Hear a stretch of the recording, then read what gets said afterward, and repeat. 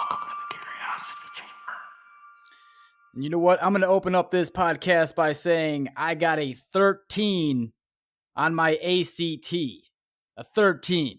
And I'm pretty sure you can't even get into some prisons with a score like that.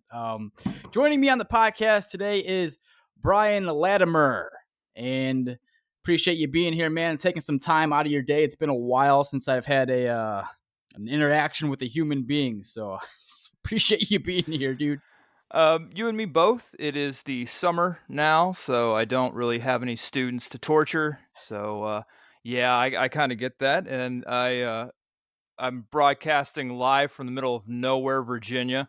I am surrounded by Mennonites and moo cows out here, so they don't like to talk to me because I'm a little bit of a long-haired hippie in their eyes. What's that guy doing? He's got a wig on. Come on. There's no man ever wears anything like that. Is that how they talk? No, for the most part, the Mennonites around here are pretty cool. They interact with us. It is a little funny when their men talk to my wife, because like they don't really engage with women outside of their community too often. So it's kind of it's a little interesting. She's had some interesting conversations with them out That's in the probably yard. another podcast we can do alone on that. Yeah, I grew up in Amish country back home, Oh, or around hell Amish yeah. people. So Yeah. I like, in my opinion, Mennonites are kind of like the weekend warrior version, like because they're not as hardcore as Amish are. But it just depends on the sect of them, because they all have different rules. Like Oh, most of them still Jesus. allow batteries to be used. There just can't be any dependency That on seems like cheating a electricity. little bit. Well, because you're not relying on an external source. There's some wonky loopholes that they use. It's out there, and I do my best to understand. Well, that's good. Yeah, well, I'd assume you do because you're a teacher. So knowledge is power, right? Yeah, I say that I teach people. Now, whether or not they learn anything is another story. But Well, there's there's that, yeah. yeah. Well, let's get into it then. Shit, man. Everyone's like, what are we going to talk about today? Well, I started the podcast off by saying I got a 13 on my ACT. So where do you think this is going? Let's do some background. Let's set a foundation. So Okay. can you take us, like, what is your current stance on academia today? Like, Okay. yeah, just where's Okay. your standpoint here? Um. So currently in academia, we are facing this oncoming obstacle or panic. I don't know if you've ever heard of it. It's called the cliff of 2028 or 2026. I can't Oh remember the shit, no, I have exact date. not. No. Okay, so everybody in the bigger schools, your R1s, so basically the places that have prominent football programs and that, uh, Right. they are concerned because we are about to go into a college eligible population dip. If you remember, in 2008, we had that housing crisis and whatnot. And so everyone, I guess, to save money, they quit, popping out babies. So there was a decline in the birth rate since then. And so now everyone's worried that they're not going to make their numbers moving forward. Is this And strictly just like a money thing out of their eyes? that's part of it. A lot of what you see in academia nowadays is money driven.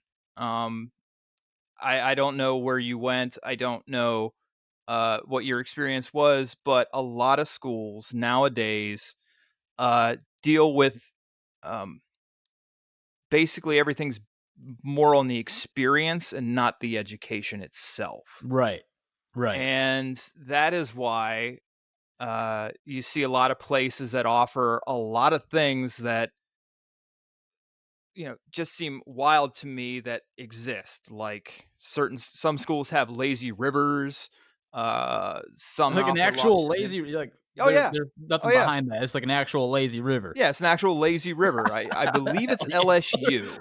Show us your LSU dick. has a lazy river that that's part of your student dues, which to me is hilarious. It's like, okay, didn't you come here to learn a thing? I call me nuts. I mean, I don't know who's fitting your bill, but is the lazy river necessary? Yeah, I'm gonna say that's pretty awesome, but no, Yeah, probably because not. No, there's a movie I forgot. It's called like College, maybe or something, where these kids make their own college. I know a movie that is accepted from Accepted. 2006, Yeah, from yeah, 2006, starring yeah. Lewis Black, That's right. my personal hero. Amazing. Uh, and yeah, South Harmon Institute of Technology. Yeah, dude, nice. Hell yeah. Yeah, That so when you're saying a lazy river like that yeah, just shot into my mind. I'm like, that's like accepted for sure. yeah, that's the bigger thing now. It's schools are competing basically for the experience. It's not the idea of uh, hey, I'm going to this place to get this education from these professors. Not that that's ever really been a thing. I'm sorry. If you go to undergrad looking to be under the tutelage of some professor, you probably need help. But that was a thing, and it's not like it's still not a thing. It still happens, but by and large, most students make the decision to go to their respective undergrad, usually out of a couple of different rationales. One, athletic scholarship.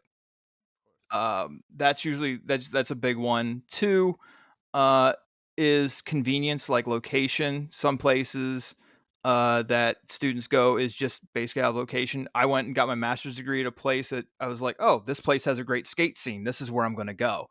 I didn't even really care about the program. It's just, oh, I'm going to be in Atlanta. That's awesome. So I'm not immune to it either. And Uh, what year was that when you were oh, looking? that was 2008. That was Oh, sweet. 2008. Okay, I we're made around that the same decision. age. I Yeah. graduated high school 2006. Okay, you're about 10 years younger than me. Oh, okay. Okay. Yeah, I graduated high school in 97. Oh, sweet. Okay. Yeah. So to my students, I'm an old fart that's kind of hipping with it, but I'm not hipping with it because I still use words like hip. You sound young. You still got that youthful voice, which is good. Well, thanks. I'm glad someone thinks that. Not a compliment. I'm just kidding. Nah, it's all right. I'm just kidding, dude. Oh, please. My wife calls me an old fogey all the time. You old fart. There's No one uses that stuff anymore. I'm like, I'm sorry. yeah. It's what I know. All right, babe. There's got to be social media influence as well nowadays. Yeah. Do Yeah. you think that's a premier tool to use to capture the youth and like where to go? Like there's a lot of these phrases going around like brain rot. You ever heard of that? Yes. Oh, I'm very familiar with brain rot. We in the faculty, I don't care what institution I've been Yeah. to, talk about. They don't necessarily call it brain rot, but they do they do have those concerns. And the thing that I've always thought about brain rot is I find it funny because it's a generational thing. It's not like it's exclusive to the Utes today. It's actually something that has carried on forever. Totally. My generation was told we are rotting our brains because we couldn't keep our hands off our Super Nintendos, and like we're just gonna, you're not gonna amount to anything because all you're doing is sitting there and playing the video games. And it's like, uh it's what I know and it's what I play. And previous generations said the same thing about kids who sat and watched television or listened to radio. Hell, it's even been the same thing when kids were reading books in the Yeah. 19th century. So it's Yep. not like it's a brand new phenomenon. It's one of those things where it's just a new method. And the only reason why people get grumpy about it is because it's not their generation. And they forgot what it's like to be 15 and bored. So I've always kind of understood it, but people have their perspective about it all the time. I'm always willing to debate with them, but usually they don't want to hear that stuff. Yeah, no, I agree with you that it's totally a generational thing. Yeah, as you just did, you went down the line and like just gave some facts about what it was in previous generations. Like when the printing press came out for that reading, what you were saying, yeah, people thought that people were going to lose their damn minds. The Well, only yeah, people that the only people that used to read, I think it was priests, like way back.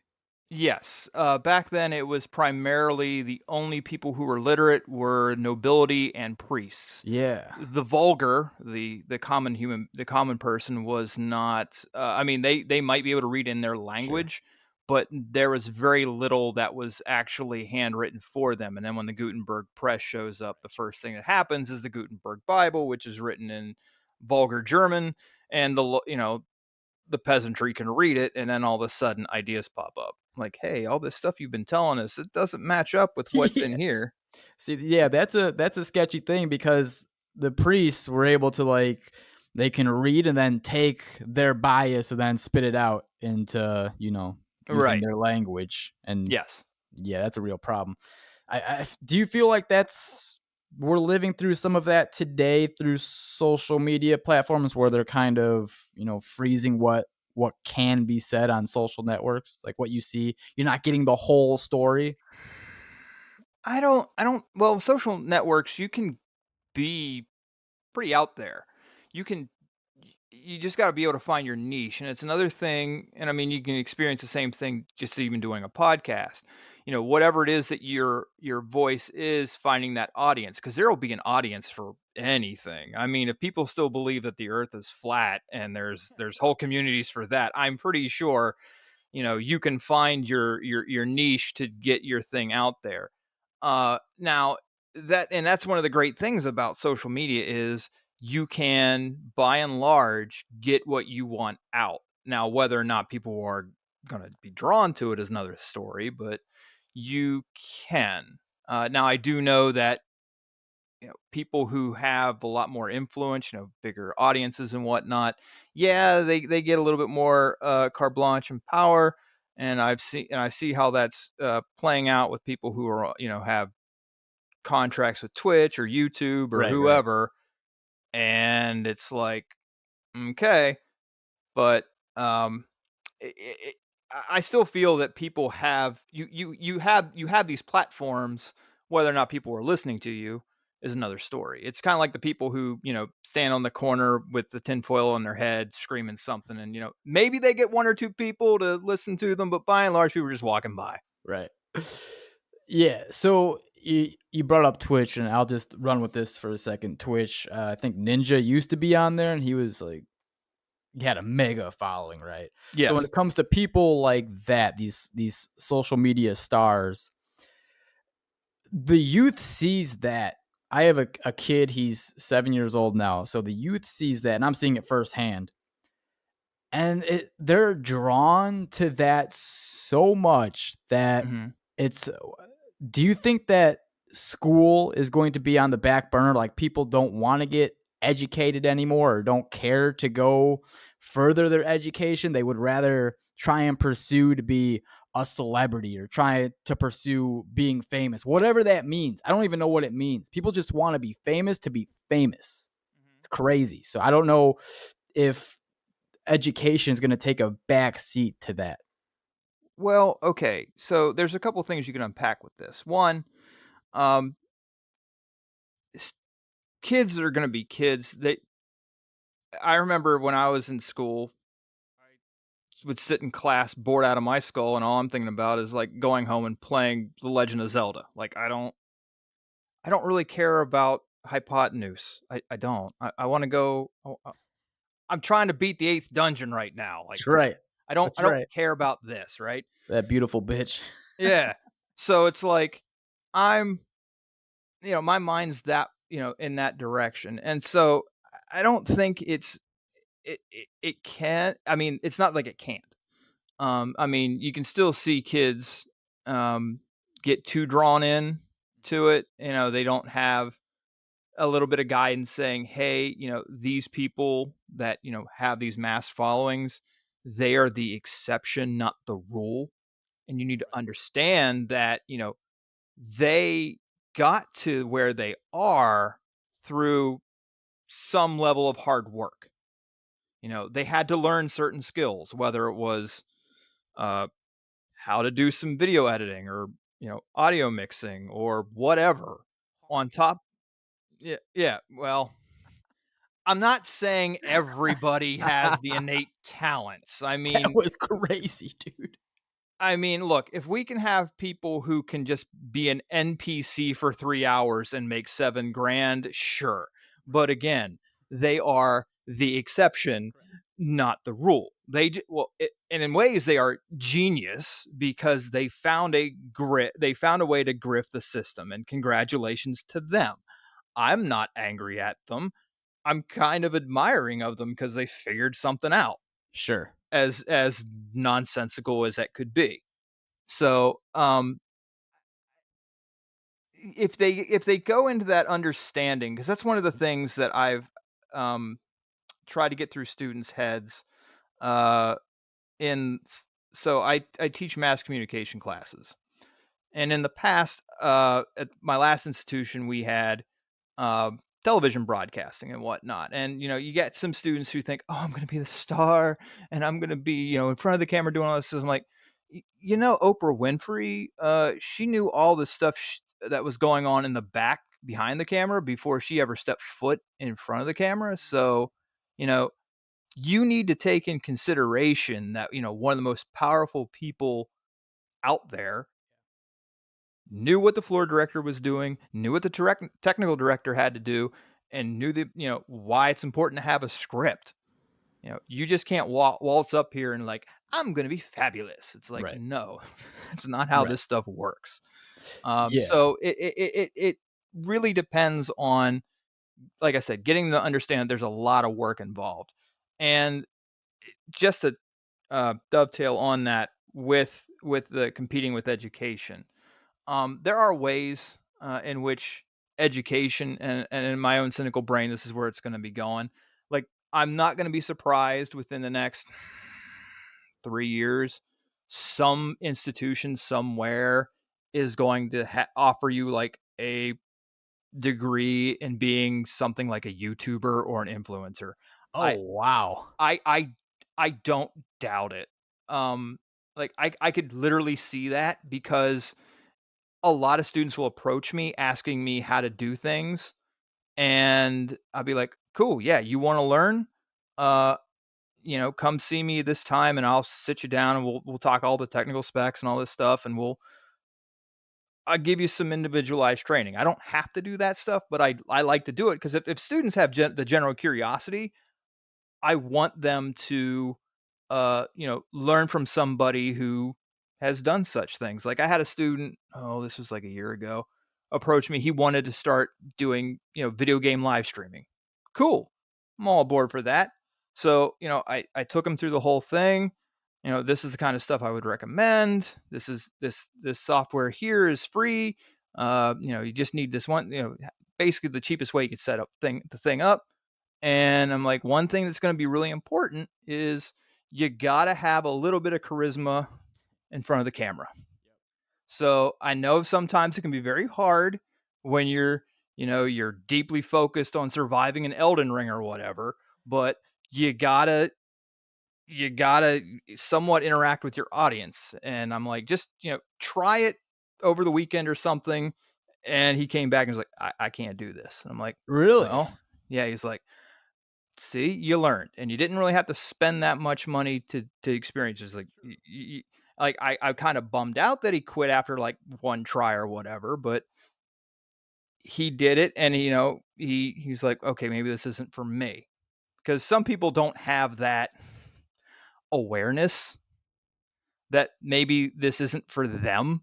And whatever it is, kind of like when you watch a movie and there's just some actors that's like, you're a nepotism hire. You shouldn't be in front of the camera for anything. So, Yeah, there seems to be a lot of that going on. Yeah. So um, that's a very good point about, but see, I'm caught up because if he only tried it for like a minimal amount of time, mhm. I mean, do you really know what you're capable of? Maybe it just takes some time to get past that stage of uncomfortable, Yeah. you That know? that is a hard thing for I do wonder about that sometimes with youth nowadays. My age bracket, I don't like to throw generation stuff out there, but they like my generation is like Gen Xers or whatever the hell I am. I don't even know. I'm just like I'm a dude and the dude abides. I'm But a guy in Virginia. yeah, it's just whatever. Uh, they're like, well, when I was growing up, it's like I had dirt and rocks to play with, and I was perfectly fine. I didn't need a tablet or whatever. And it's like these kids are soft, but it's like You're that's like, been look the at that, you now, you're a mess. yeah. It's like, well, judging by how you look right now, and the only thing you're lifting on the weekends are 12-ounce curls. I don't really think you should be making these judgment calls. Yeah, dude. But I do wonder, about resiliency. Like I in my classroom, yeah, I'm gonna see some resilient students. Sometimes they think I'm the devil, and that's perfectly acceptable. And so they'll think like you're really hard, but I'm learning something from you, and I'm like, that's all I really want. I mean, I've been called all sorts of things under the sun, and I'm totally cool with it. I've told my students, you can tell your friends whatever you want about me. You can badmouth me all you want.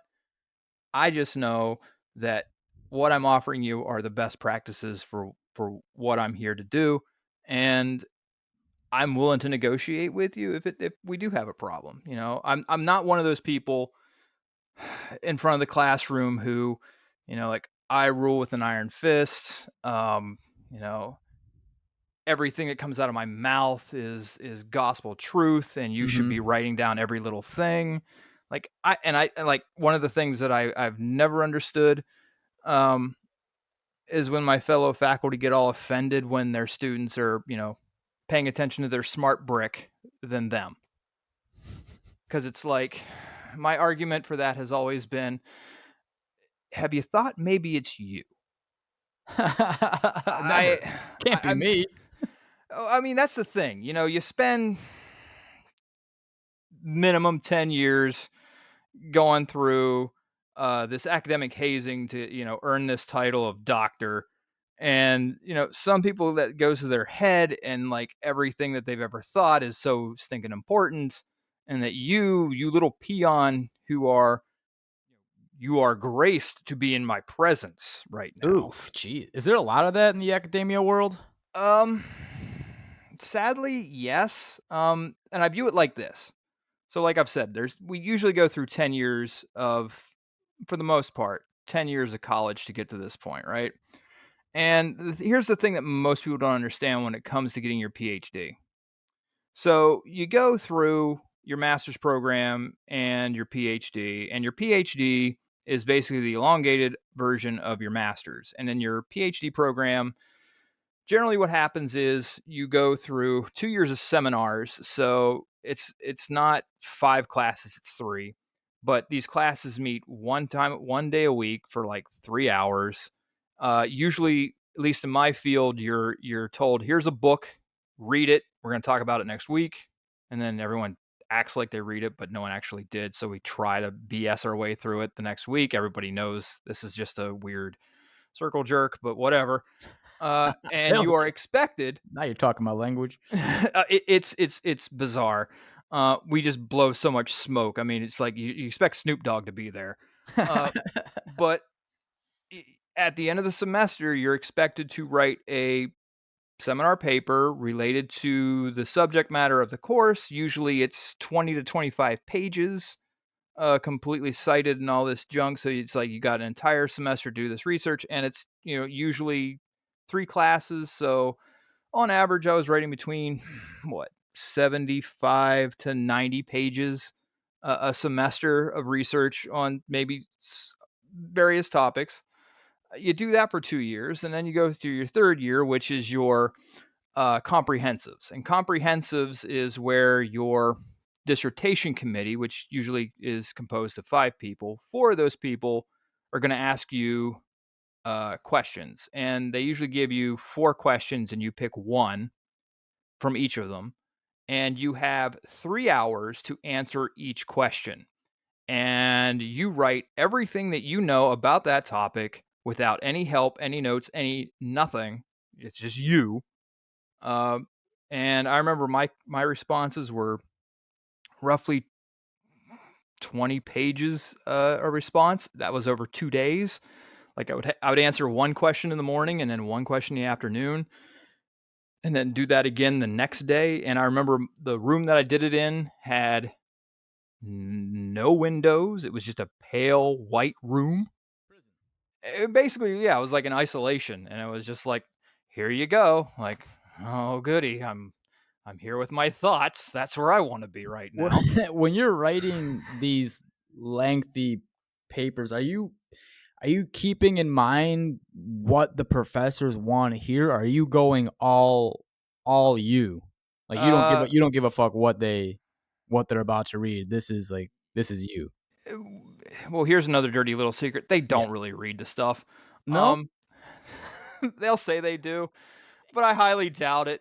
Well, they might skim it and look for the stuff that they want. So sometimes you look to placate them. Sometimes if you're feeling really ballsy, you Yeah. don't. Yeah. It just depends on your relationship with that person, because you pick your committee, and sometimes you don't really have much of a choice, because whatever your committee is usually people who are comprised of uh, they know very specific things about the stuff you're researching. So like maybe they're an expert in one thing, and they're going to have their say, and they're going to have these, well, I insist that you include this dead philosopher from 1850, and I swear to the good Lord above, if you don't have it, you are not walking out of this Oh institution with a my PhD. And god, it's dude, like, eat some mushrooms, chill out. well, I mean, but this is the kind of insanity you're going to get. Um, but as long as you sort of placate them, like, yeah, I understand this is important. They're going to be cool with it. And you got to have, out of those 4 questions, 3 of those people have to say, I'm cool with these answers. So you got to, got to pass with a 75. And it's either satisfactory or unsat. That's all you get. Oh Jesus, man. And then comes the fun part. Oh, that wasn't So the fun part? no, Oh. no. The next part is your dissertation. Your dissertation is basically your life's work up to that point. You pick a topic, whatever random topic it's going to be, and you then work on it. In fact, you don't have any classes anymore. It is just, this is your life. The only thing you do, depending on the school that you go to, you might teach your classes, because usually what PhD students do is they go to a school, and the school says, all right, you won't have to pay any money to be here except maybe mandatory fees, but you got to do us a favor. You got to teach some lower level courses.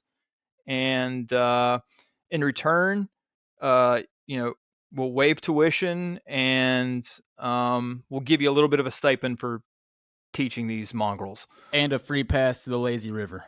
Yeah, yeah. If your place had it. No, I was all Twitter that we had a rock climbing wall. I was like, ooh, that's neat. I don't Sold. really want to climb rocks, but I guess it's cool. Oh man. So you work on this thing. I worked on mine. See, I was a little bit smart about mine. I had my project sort of figured out before I got to my program, Oh, so I that's was nice. yeah. Because if you don't go in knowing what you really want to do, it's going to be worse. But when you start going through it, basically the next 18 months of your life is dedicated to this thing. And my dissertation was 350 pages. Oh my god. Yeah. Stop. Uh, Oh. oh, mine was short.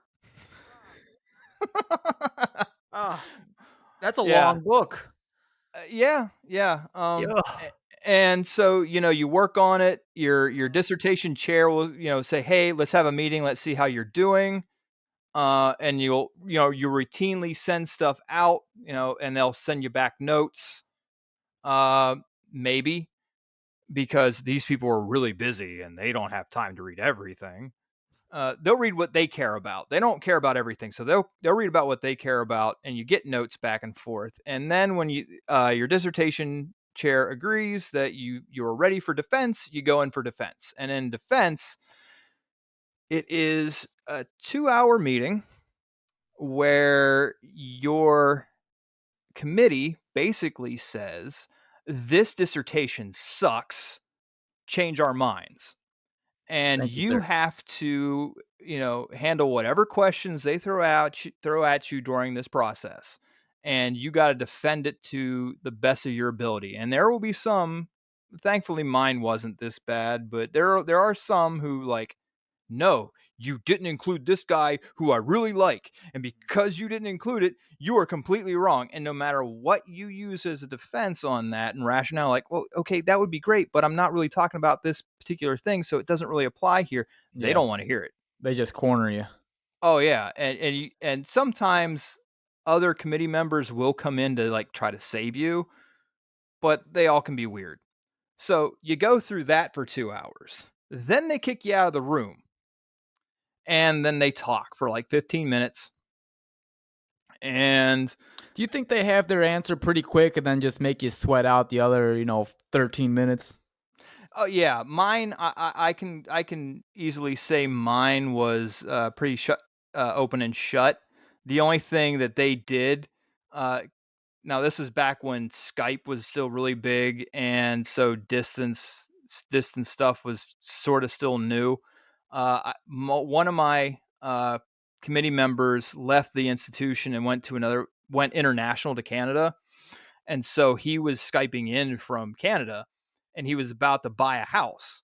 Well, if you know anything about Canadian housing market, even a nice simple home is like half a million.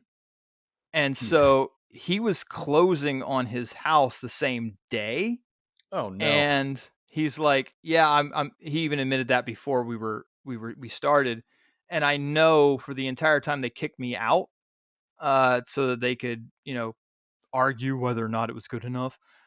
They were talking about what's the difference between closing a house in the United States versus closing a house in Canada.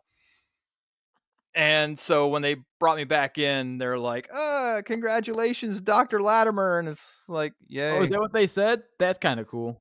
Yeah, I mean, because it's the first time you can be officially called doctor. Yeah, that's pretty sweet. Yeah, and see, this is where the hang up comes up, right? So you go through all of this, okay? And for some people, grad school is um it can be a pretty chill ride. I thought mine, yeah, I had my ups and downs. Yeah, it drove me nuts on occasion, but I didn't think I had a bad time. But for a lot of people, it's this weird version of academic hazing that we go through. And you're like, I spent 10 years to suffer for my love of knowledge and whatnot.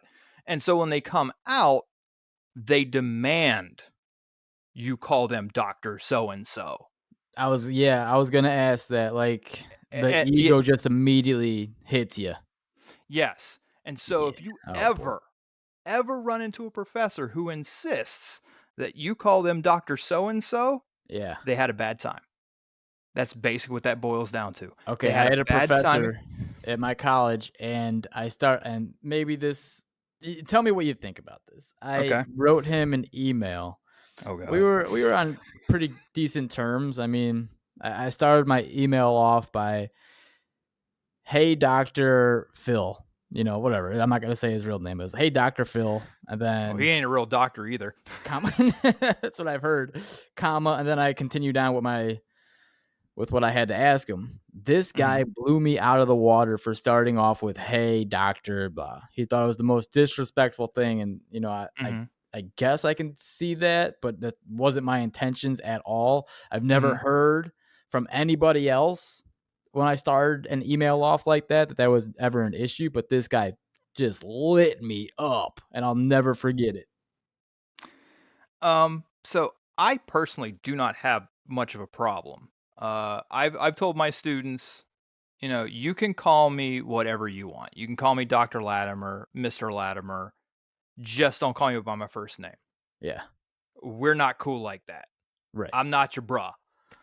So, Hey, bro. I'm a little bit more loose with it. Now I do have a class where the institution that put me in charge of this professional communication course.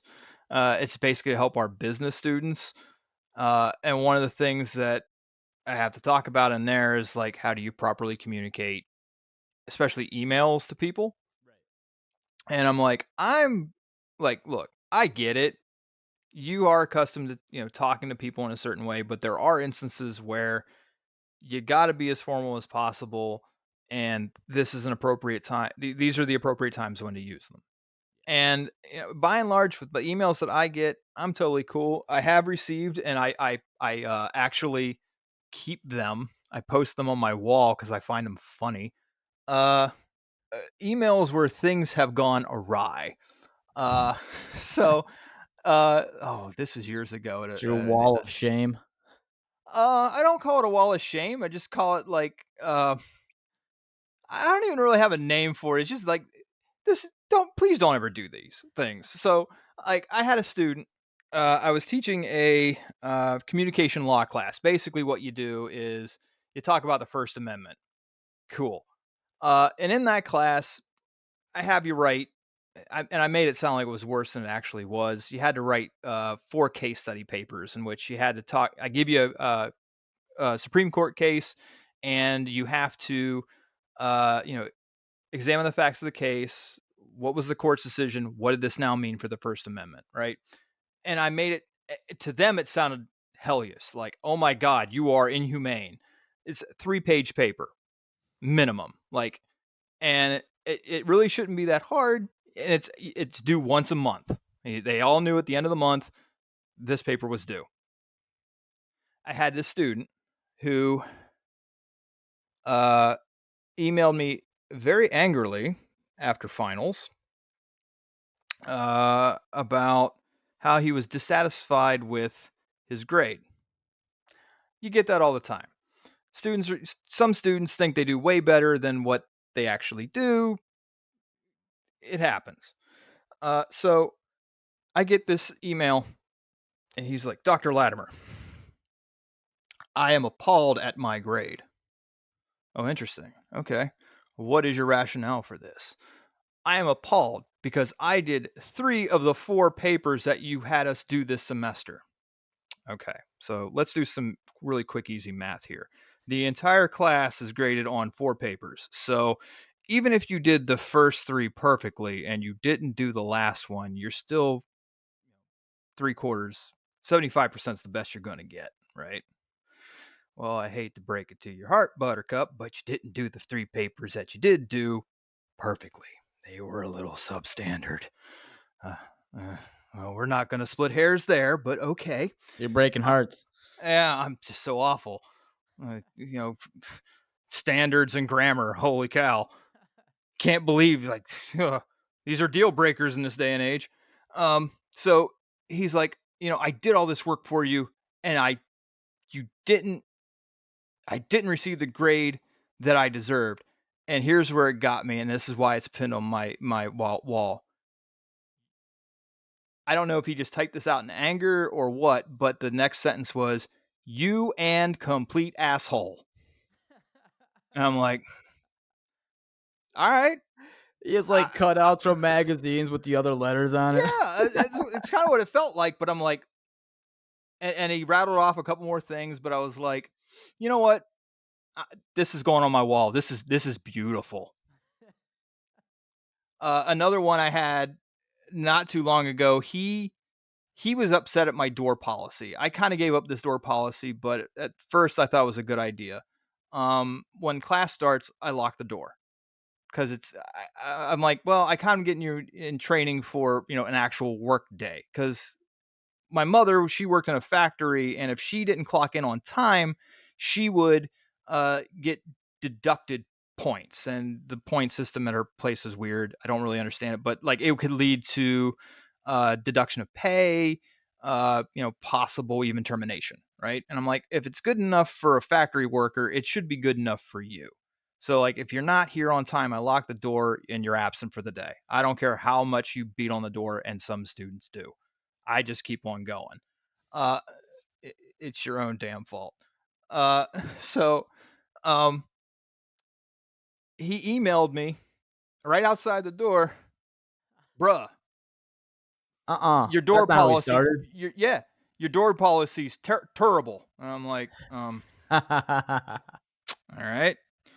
And so basically, my response to him was this very eloquent, "Dear student so and so, Oh man. just as a, I want this to be a teaching moment right now. But when you are um, not satisfied with the service that you are provided at our fair institution, if you wish to display your disgust, may I suggest first that you take 5 minutes to cool down so that the next things that come out of your mouth in an email or any correspondence with me is something that you will not regret. Second, when you do air your disgust with a faculty member here, you might want to do it in the most proper of ways." And then I show an example. I'm like, you can be very creative with it. You can tell me that I'm a complete jerk, but if you do it in an eloquent way, I'll at least laugh at it. Opening with bruh um, doesn't really apply to this. And so I'm like, do we understand each other?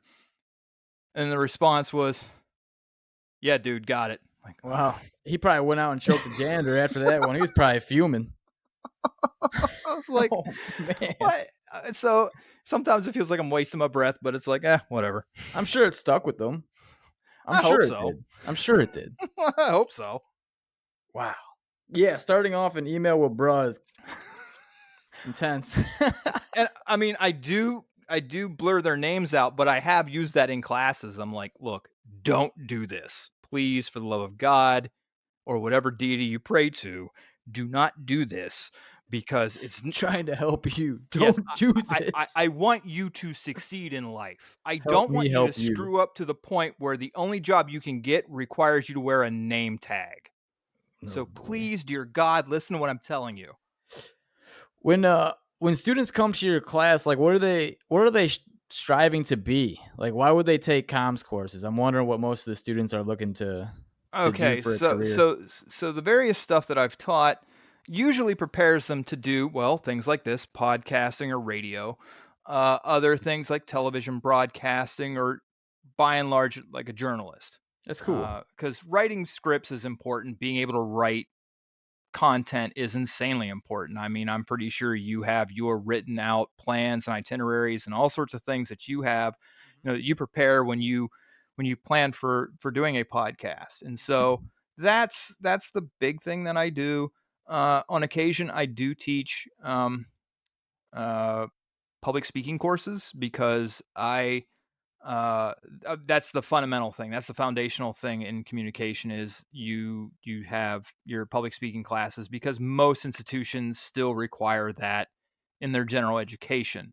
I do enjoy that class uh, because I need students to understand that when you open your mouth, wherever you are representing, your not just yourself, but where you're from, where you've been, and what you intend to do in life. So Mm, please understand that, you need to think just a smidge before you actually speak. yeah. So I like okay. Like I had when I was still earning my PhD, I had to teach some lower level. I had to teach public speaking, and um I had hockey players and I had ROTC in my classes. And first day of class, when you're introducing syllabus and all that, I would say in the class, um, I'm not going to lie right now, but I'm going to let those of you um, who are athletes, primarily our hockey players, because the hockey program is really good, and our ROTC, I rate you a little bit harder. It's not because I'm playing favorites, but it's because uh, the athletes, you have the potential, and some of them, because I had students just disappear because their NHL contract was bought and they just disappeared. Um, you're going to be on a huge platform where you can speak, and heaven help you if you are asked a question in an interview and you can't get through it, because that reflects poorly on me. And so I don't want that. I like So that. I definitely see your point. That's really good of you yeah, it's to like catch that. I need you to give, and I get it. Sometimes you're caught in the moment, you're excited. You might have a Richard Sherman moment. And you know what? If you can pull a Richard Sherman moment, awesome sauce. But most of you can't. What So happened with Richard Sherman? I'm so if you unaware. remember Richard Sherman, this was years Yeah, ago. yeah, He was I know who he is. he like right after the Seahawks won the game, he had defended a pass against Michael Crabtree, and he just smack talked Crabtree the moment the interviewer came over and talked to him. He's like, "You give me a sorry ass receiver like Crabtree, that's what you're gonna get." And it's like, hey, he's feisty, he's in the moment. I can excuse that. Yeah. But most of them kind of stammer through, and it just, like, you can't even make your point. No, Sherman was making a point. I'm one of the best defenders in the league. I Yeah. just proved it. If you don't like it, there's the door. Yeah. Yeah, that makes sense. I'm cool with that. But most will just kind of stammer through. And that's also the point that I get on my ROTC kids, because, they're going to go, once they graduate, they get their commission, they become a second lieutenant somewhere, right? Now, here's a key little fun fact. I didn't pay for college because I joined the United States Army. And so that paid, this is back before the 9/11 bill, so I only got Montgomery. That paid for my undergrad. And so uh, in my 4 years that I uh, defended Uncle Sam, I had, and this is back when the United States Army was really struggling to meet He quotas. says thank you, by the way, Uncle Sam. Yeah, I'm sure. Yeah, thanks for the money. So in the 4 years that I was out there, I went through seven second lieutenants over my platoon. Whoa. Yeah. What's that all about? Uh, Whoa. it was. I don't really know. Um, Right. there was a Jeez. lot of. I was a private. I didn't know squat about squat, and I was okay with that. I knew my job. That's all I cared True. about. True. Yeah. I'm like, I don't know what the The less you know, politics the of. better in that Yeah, I case. was like, I don't know the politics of what the officers are doing. Exactly. I'm cool with whatever. But I remember I had one. He was freshly minted, and I always wondered about this. Why is it that when ROTC graduate and they are given their commission, the first thing they get to do is oversee a group of usually 20 people? Like, they are now in charge of 20 people. And And a how small old is this handful, person usually? When the, they're like 22, 23. oh, so you're very close in age.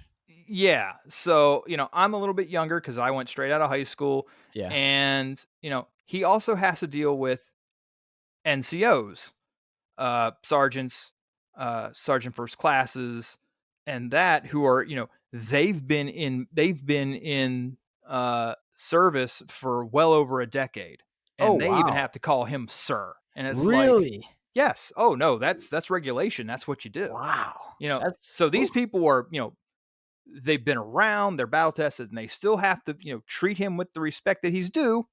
Okay, cool.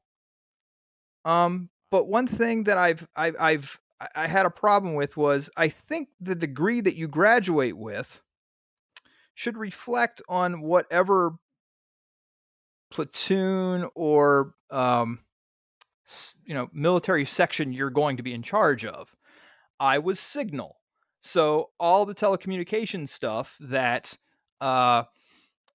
you do.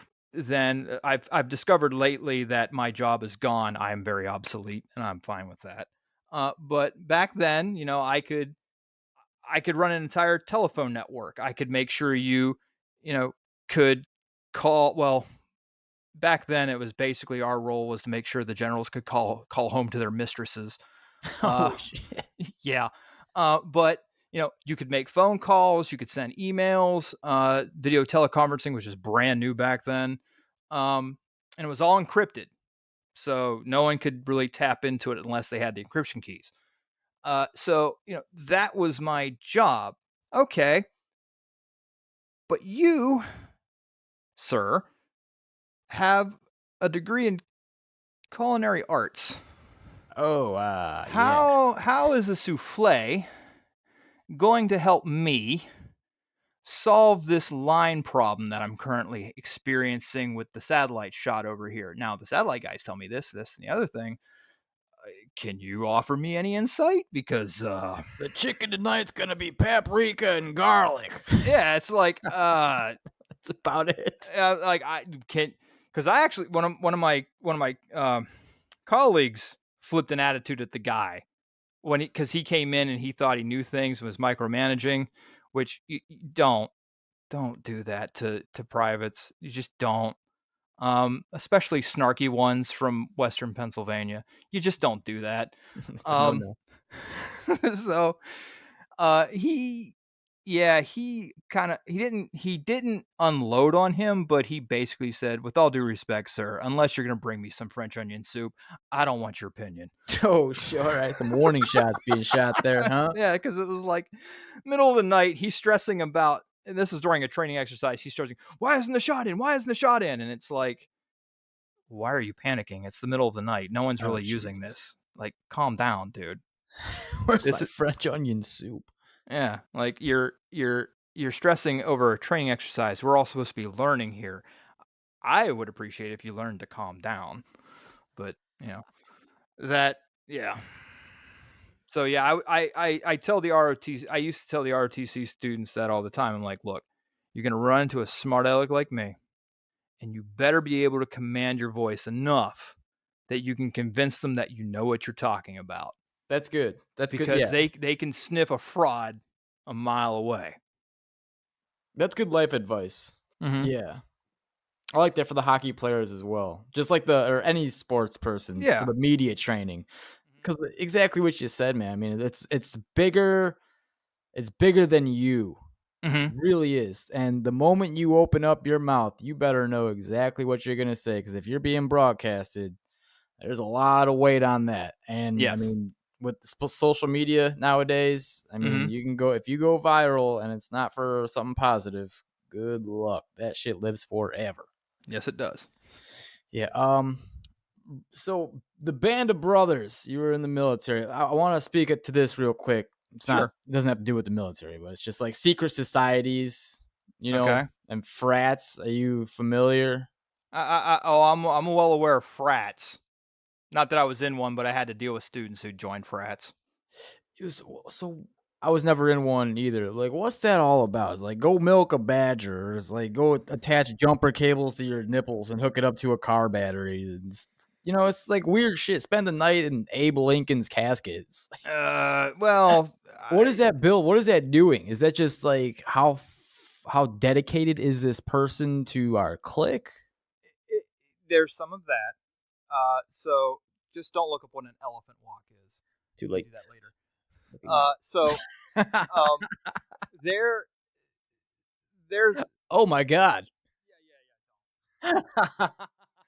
it's like the moment I heard that one, I was like, okay, you kids. Yeehaw, partner. It's like you got to stop. Like the amount of hazing and whatnot that goes on. Like I knew at a couple of the institutions that I've been at, like when students who were like doing really well and then they decided to pledge a place, like their grades would just start slipping. Yeah, for Their sure. energy would just drop. Like they were usually like gung ho, ready to go and do things, but then they just couldn't even like lift a finger because they were so exhausted. Drunk all the time, maybe. Yeah, that may happen, but by and large, my experience with students in the classroom. was that they were just way too exhausted because the house that they were trying to get into would do extreme things at like, at stupid o'clock in the morning. Like, Yeah, man. Oh, what does this accomplish? But because I would ask, because I'm genuinely curious, why would you put yourself through this stuff? And a lot of them put in, um, would tell me that it was the networking possibilities. Like, if you go to a place and you go in for a job and so discovers that you were part of lambda or whatever, you're going to be a shoe in. And I'm like, is that okay? you should hire Corey. He ate dog shit out of a Well, solo cup. Yeah, that sounds good. yeah, that's part of it. But the other thing, and I got upset at one because I knew I had a student who was the chapter president of one, and I was talking to him about the stuff, and he's like, "Oh no, we have to vet," and I'm like, "Okay, there's a difference between vetting and then running a kid through a ringer." And then he's like, "Well, we got to see how committed they are," and I'm like, "Do tell how committed they are." And one of the first things he says is, "Well, first thing you do is you put in a 2,600 non-refundable deposit," and I'm like, "I'm sorry." And I'm out.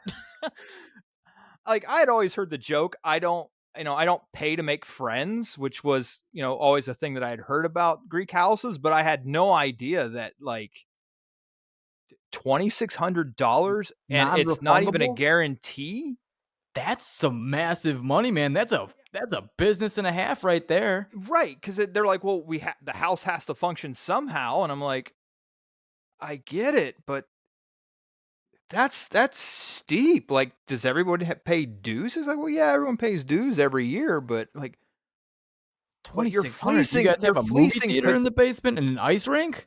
I don't know, but it was like you're fleecing these kids who have hopes and dreams. Like some of them, like that I talked to, is like, my dad was this, and I'm gonna be that, and it's like, okay, like, yeah, my dad did some things too that I admired, but I also didn't want to do all the things that my dad did. Like I didn't really want to have that nasal caterpillar he had on his face. I mean, I admired the man, but that's something I didn't want. I don't know why you feel compelled to have these colors and these Greek letters, and some of them would brand them on their bodies, and I'm like, I don't get you." Literal brand or just like Oh a yeah, no, tattoo? they would burn it. They would burn it on their skin, their letters, and I'm like, no, I don't love anything That that seems like a much. Virginia thing. No, it's nationwide. A lot of Greek houses do that. And they do it voluntarily. Wow. It's not like once you get in, it's like, okay, now you're one of us and they brand you. It's like, no, they do that voluntarily.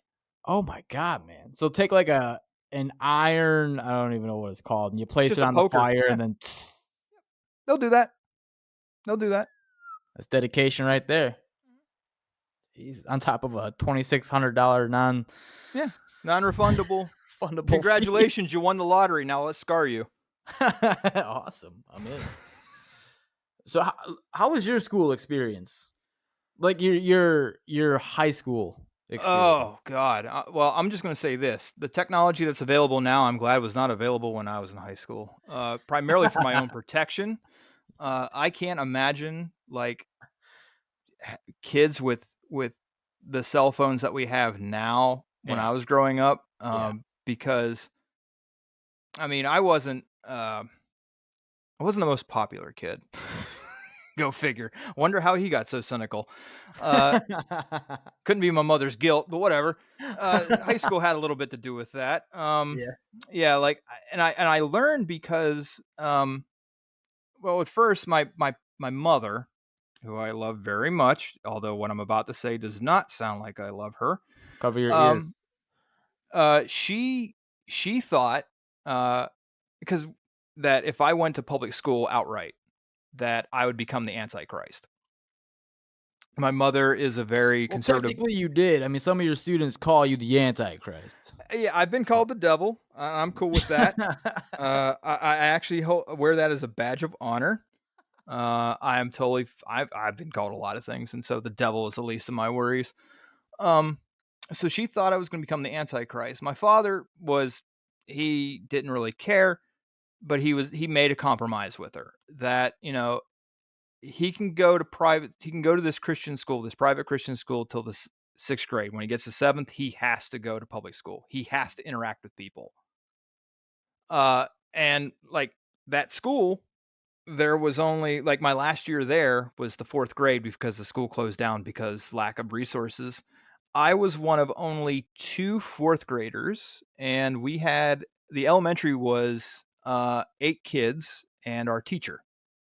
Oh wow, dude. Yeah, so I learned Whoa. yeah, so I learned really quick how to be independent. Like our teacher would, have each grade because there was only let's see, my last year there was a first grader, two second graders, a third grader, two fourth graders, two That fifth is graders. crazy. Yes. And so he would have 45 minutes with each grade. And so he would, whatever it is that we needed to do that day to learn, he would have our time with us, and then he would hand us basically like worksheets or whatever and says, this needs to be done by tomorrow. If you get it done, cool. The rest of the day is yours. Awesome sauce. So I learned how to be independent really quick. What a different perspective you must have. I think that's what put me in the position that I am in, because like I had the time to look through other things and pursue other stuff after I did whatever busy work I was given. Uh, and so, I get to public school in fifth grade, and instantly, I don't want to say it was overwhelmed, but it was a bit of a culture shock for me because the classroom that I was in had 30 students, There you go. Yeah. and like that was the entire school body complete with faculty and Faculty members, administration yeah, the of my lunch last lady. school of the last school that I was at, Yeah. because it was a K through 12. And um I don't want to say I couldn't adjust, but like I remember my guidance counselor that I because they had to figure out like where I was in my math and reading. So I had to go to the guidance counselor, and I'd never seen a man who looked like a walrus before. Nice. And I like how you said I that. had not Wasn't it gone through actually a walrus? The he way you said that was like it could have been a like walrus. like if you remember the original uh Disney's Alice in Wonderland, the whole scene with the Yes, I know walrus and the exactly where you're carpenter, getting he at. kind of looked like that. And he's like, "Oh, Doppelganger. yeah," and I'm like, "Okay, you're gonna take these exams. The first one here is for your reading, and the next one's for your arithmetic." And I'm sitting here like, I think he's speaking words. I don't know. Subtitles, please. Yeah, I'm like, I'll do what you say, just don't eat me." It's Because feeding I had time. not gone through any kind of growth spurt. I was a runt. I was like Yeah. third smallest until like the eighth grade. And so like I'm still in paranoia from him, and so I didn't really do well in the entrance exam for where I'm supposed my placement. And so I'm sort of stuck in what I'm doing, so I'm bored a lot. So like I had time to do whatever until the teachers finally realized he shouldn't be in this level. We're going to advise he gets pushed up because he hasn't missed a question the entire semester. And the school system said no.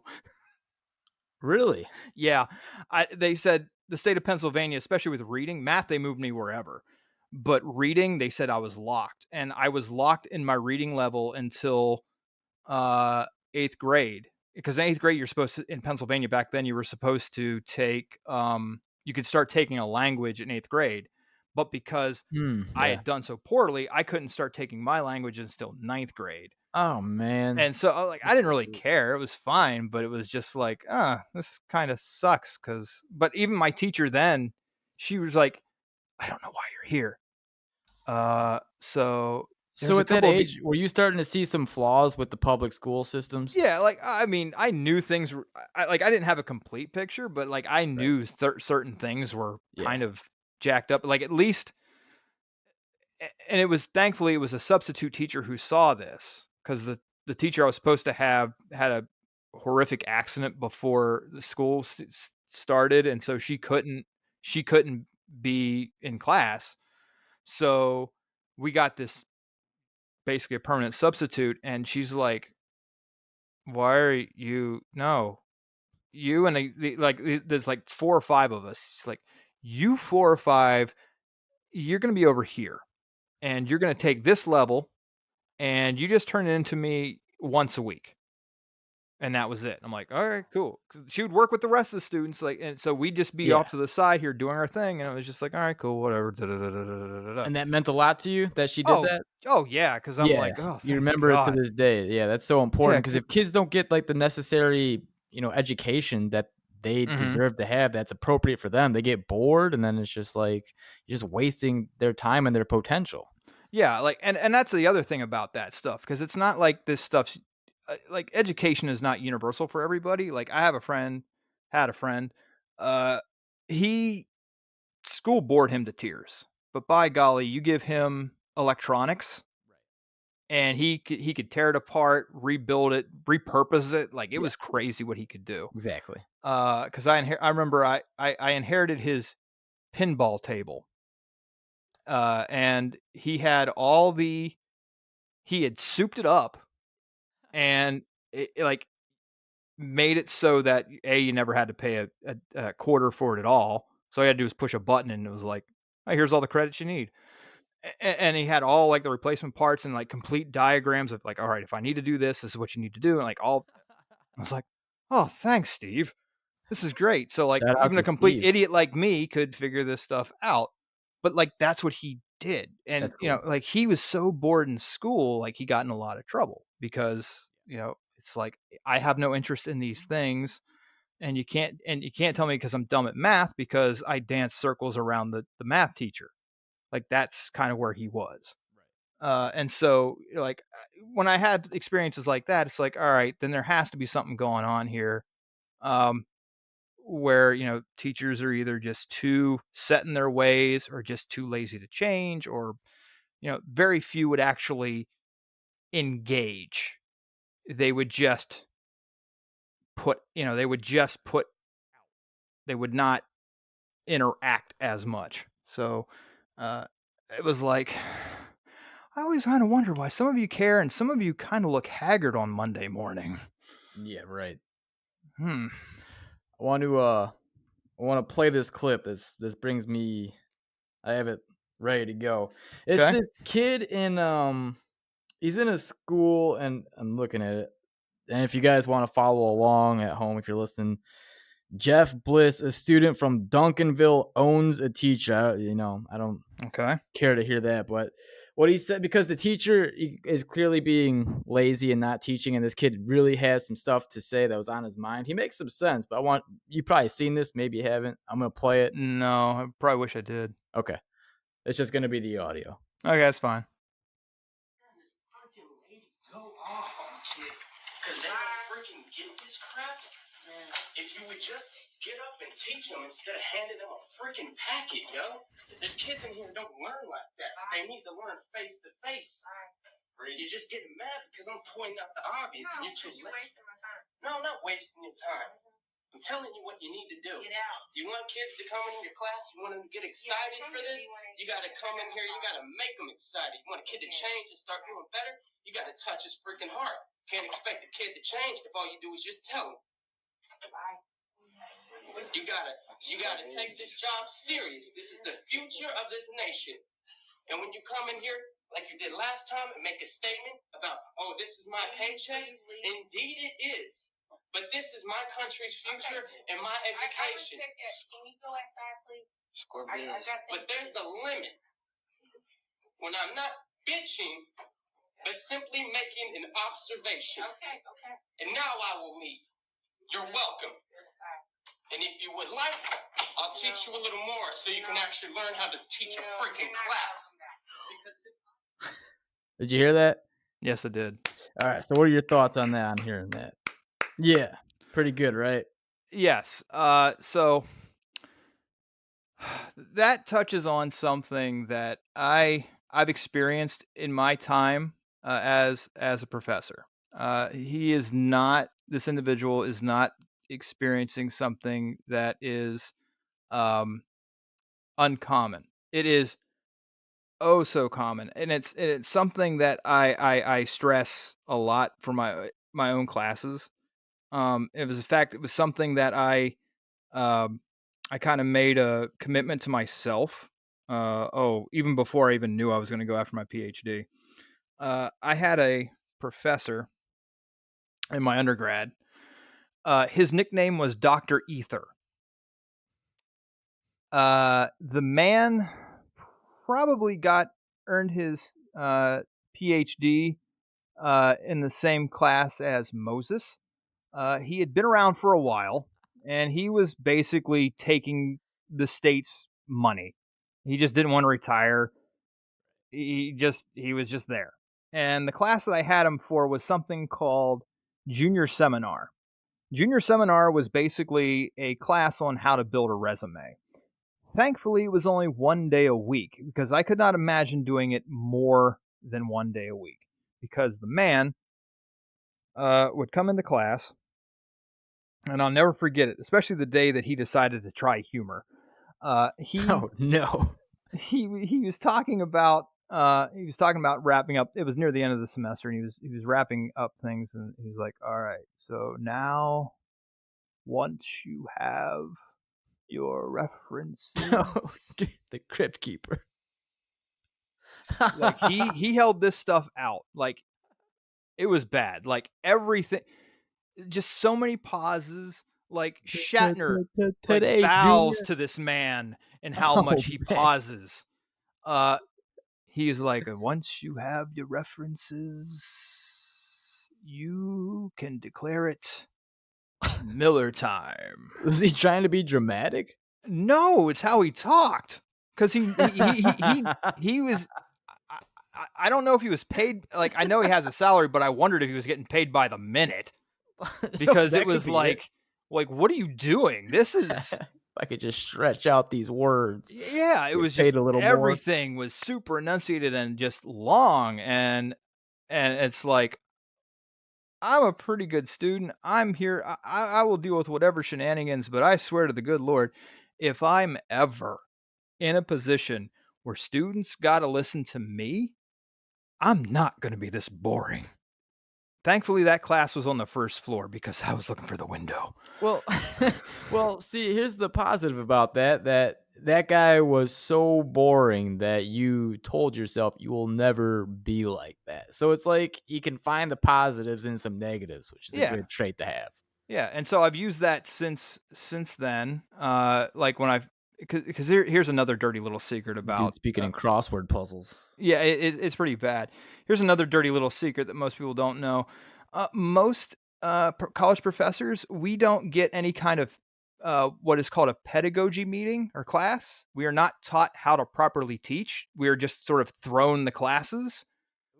Yeah.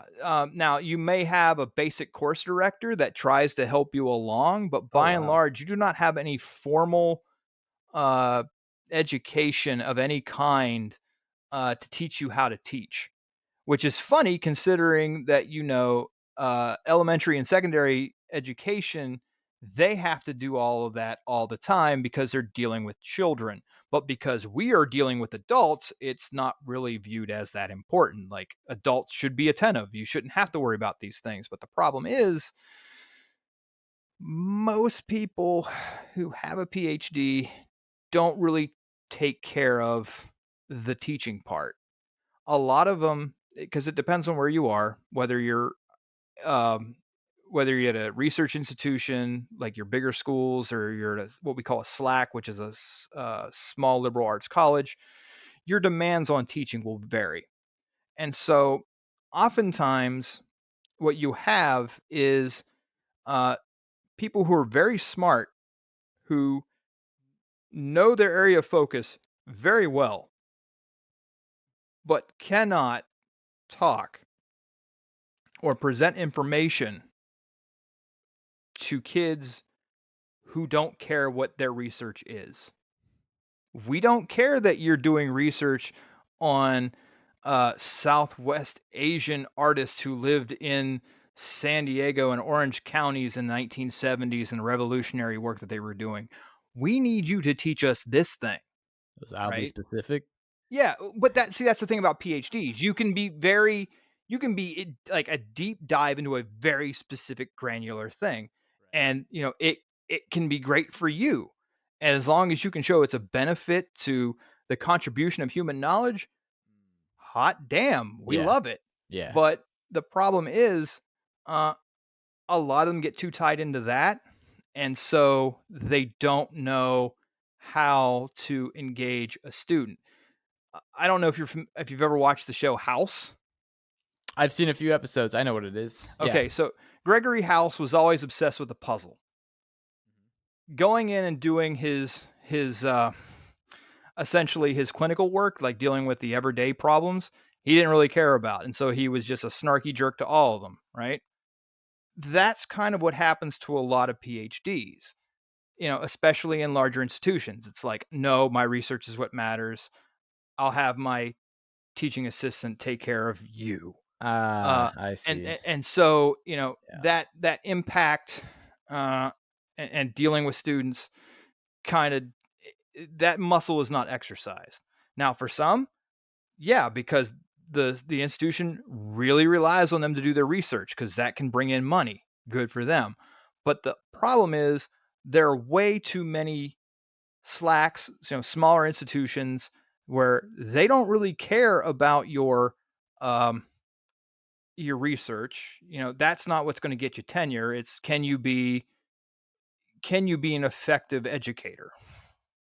But some of them don't get that message. I have, in my time, and this is where I applaud this student, right? He's getting his honest opinion out there. And one of the things that I've always felt is effective in reaching students is I will allow them to air whatever grievances that they have. If they think that something's not fair that I'm doing or the institution's doing, I am totally cool with it. I'm like, if I can turn that somehow into a teaching moment, I'm gonna run with it because it's probably better than whatever I have. I mean, what I do is essentially bad stand-up comedy, and they can only handle those jokes for so long. And as much as I'd like to think everybody likes my jokes, I know you can only handle so much snark at 8 o'clock in the morning. So I try my best. If they've got something, I'm gonna go with it. And I've told students. Because I remember I had one student who was complaining about how his dorm, just there's never any hot water. And I'm like, there are ways to get that known. He's like, well, I've tried emailing and all this. I said, no, you got to be a little bit creative with it. Number one, you can't just be you. You got to have a group, because the power of numbers, especially in smaller institutions where the impetus is getting butts in seats, they pay closer attention to this. And so I gave him an example. I have a colleague. She went to a very small institute, college, and they still separated men and women's dorms. And the one of the ladies' dorms, the same thing happened with them. The water heater just broke, and they couldn't get hot water. So the ladies organized themselves, and at 7 o'clock in the morning, all of them walked over to the president's house, wearing their bath towels or bathrobes, and they had their shower shoes and all their beauty products. Knocked on the door and said, "Hey, do you got hot water in your house? Because we don't have any in our dorm." Creativity, check. Yes, it was an act of protest, nonviolent, and it communicated an idea. We need our stuff fixed. We've been complaining about this. That afternoon, it was all fixed. Never had a problem again. Beautiful. Yeah, And so being an one of the effective communicator is so important. Is yes, so important. and so I try to stress to them a lot. It's like, you need to understand the power that you have. And I'm not telling you to like become anarchists or anything like that, but if you see something here that you feel could greatly benefit not only you but the rest of the student body, if you organize yourself just enough, it doesn't have to be a massive group, but just one singular voice with the same message, the school will listen to you, because they're afraid of losing out on you and other students because you all carry smart bricks and you film everything you do. So, oh, we can't let this get out and tarnish the reputation of our school. They're going to listen. True. So I don't want, like I say, I don't want to tell them that I'm preaching anarchy or something like that, but I'm like, I advocate. I understand. Yeah, okay, this person doesn't teach the way you like. I'm sorry, but there are things that you can do. And so like I try to tell them all the time, you know, I don't want to be that person. So if you think I'm doing something wrong, or, I want that open dialogue. And a lot of my students have thanked me for that, because it's like I've never had a professor who talked to me like I'm a human being. And it's like I am discouraged that I'm hearing that right now. Yeah, I think if we can get more teachers like that and Mhm. more bosses in the workplace that just have like this open door policy, they're open minded, they're willing to have a sit down conversation. Everything's not black and white. I mean, there's a lot of gray matter, and it's just being able to speak on these things in a effective manner, an articulate manner.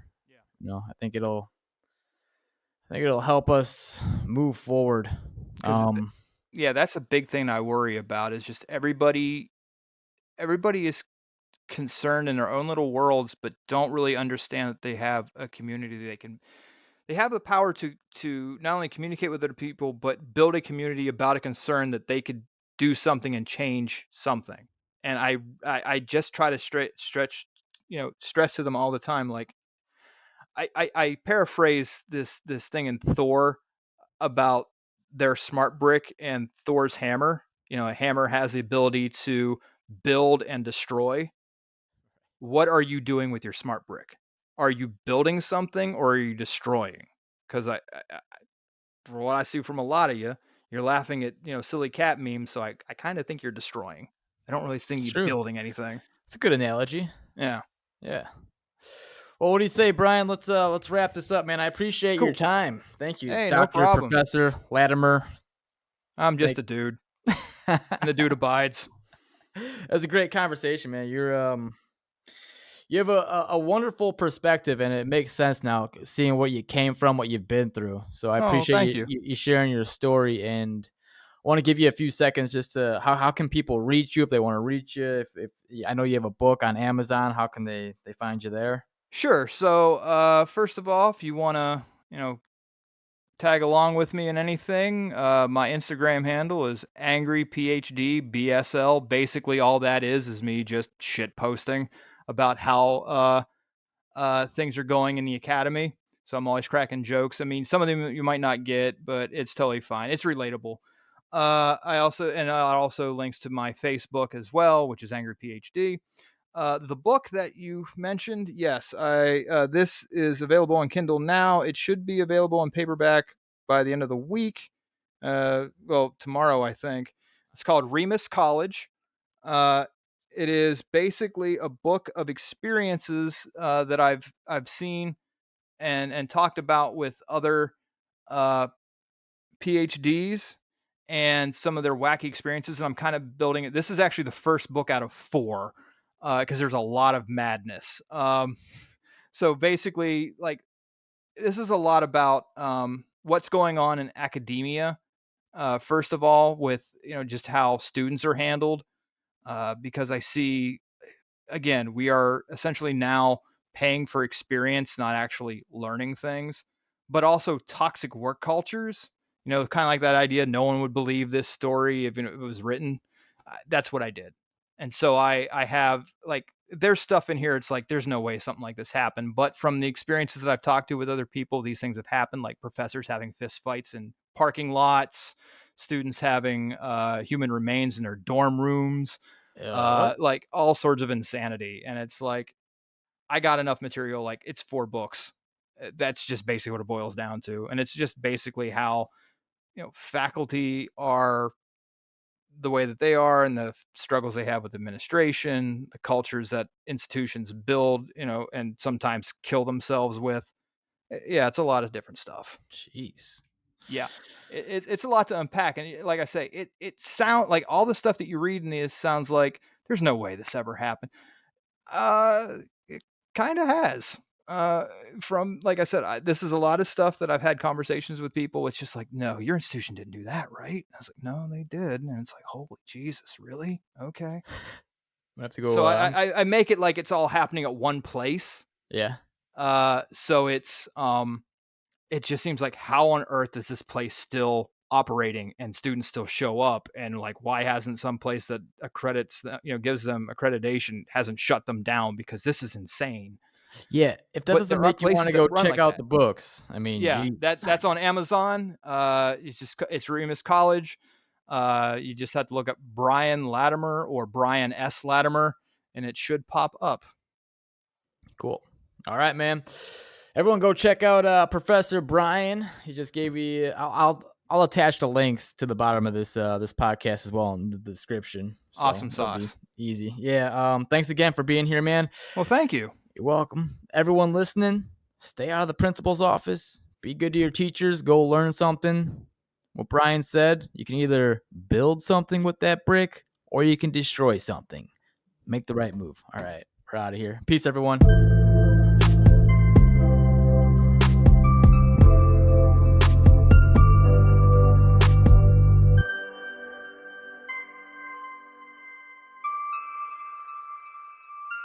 Welcome to the Curiosity Chamber.